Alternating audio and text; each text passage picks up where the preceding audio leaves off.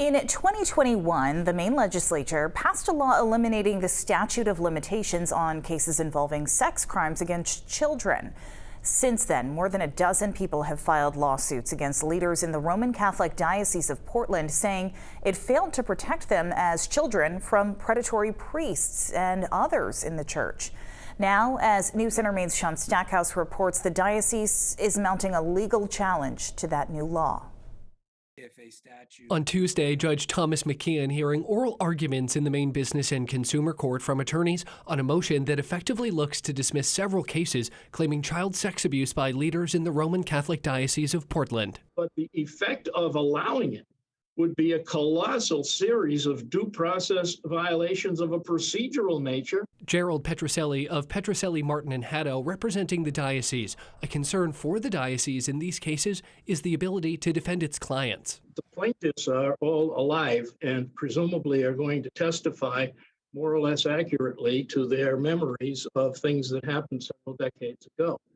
In many of these cases, the person accused is dead and in no position to testify. The cases were filed against the diocese after a 2021 Maine law removed the statute of limitations on child sex abuse cases. We aren't asking the court to do something drastic here by denying the diocese's motion.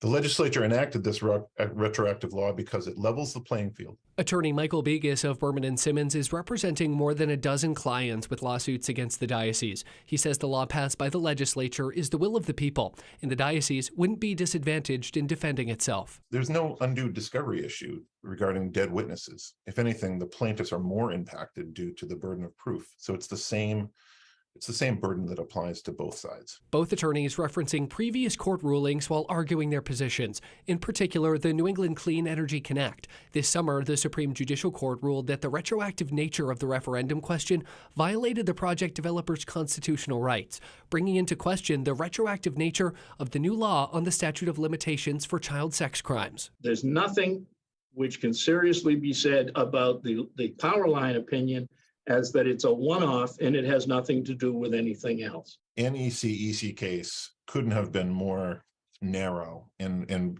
surgically precise in terms of what it was finding a vested right in. Judge McKeon said following today's oral arguments that he expects to reach a decision in a matter of weeks. Sean Stackhouse, News Center, Maine.